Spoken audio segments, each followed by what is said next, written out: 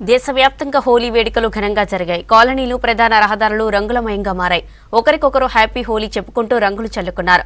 మోదీ మరోసారి ప్రధాని కావడం ఖాయమన్నారు కేంద్ర మంత్రులు. దేశవ్యాప్తంగా హోలీ సంబరాలు అంబరాన్నంటాయి. పిల్లలు, పెద్దలు రంగులు చల్లుకున్నారు. ఢిల్లీలో జరిగిన వేడుకల్లో కేంద్ర మంత్రులు అనురాగ్ ఠాకూర్, రాజ్నాథ్ సింగ్ పాల్గొన్నారు.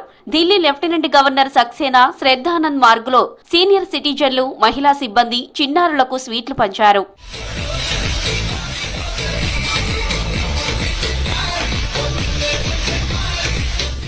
లోక్సభ ఎన్నికల్లో ఎన్డీఏ ఘన విజయం సాధిస్తుందన్నారు కేంద్ర మంత్రి అనురాగ్ ఠాకూర్. మోదీ మూడోసారి ప్రధాని కావడం ఖాయమని చెప్పారు.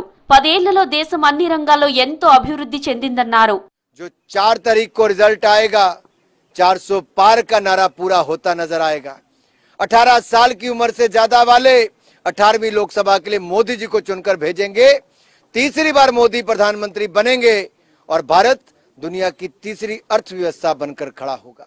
రామ భక్తులకు ఏడాది హోలీ ప్రత్యేకమన్నారు కేంద్ర హోంమంత్రి అమిత్ షా. ఏడాది అయోధ్యలో రామాలయం ప్రారంభమైందని చెప్పారు. శ్రీరాముడు హోలీ ఆడడం ఆనందం కలిగిస్తుందని చెప్పారు. గుజరాత్ అహ్మదాబాద్ లో జరిగిన హోలీ వేడుకల్లో పాల్గొన్నారు అమిత్ షా. दुनिया भर में फैले हुए राम भक्तों के लिए होली विशेष है, क्योंकि एक बहुत पुराना लोकगीत है, होली खेले रघुवीरा अवध में होली खेले रघुवीरा. और 500 साल के बाद आज अवध में रघुवीर होली खेल रहे हैं. ये हम सब के लिए बहुत आनंद का विषय है. త్రిపుర రాజధాని అగర్తాలో హోలీ సంబరాలు ఘనంగా జరిగాయి. రాజ్భవన్ లో జరిగిన వేడుకల్లో గవర్నర్ ఇంద్రసేనారెడ్డి పాల్గొన్నారు.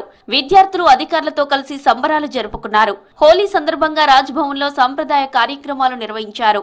ఉత్తరప్రదేశ్ లో గోరఖ్పూర్ లో మసాన్ పేరుతో ఉత్సవం జరిగింది. కళాకారుల ప్రదర్శనలు ఆకట్టుకున్నాయి.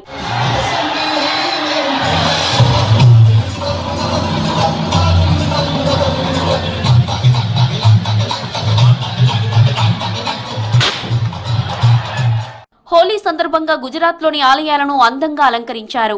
ఆలయాల్లో ప్రత్యేక పూజలు చేశారు భక్తులు. డప్పు చప్పుళ్ల మధ్య రంగులు చల్లుకున్నారు.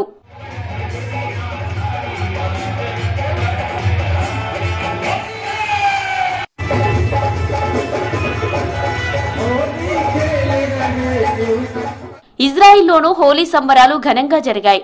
సంబరాల్లో భారతీయులతో పాటు ఇజ్రాయెల్ దేశస్థులు పాల్గొన్నారు. 2 దేశాల జెండాలు ఎగురవేశారు. రంగులు చల్లుకొని ఆటపాటలతో సందడి చేశారు.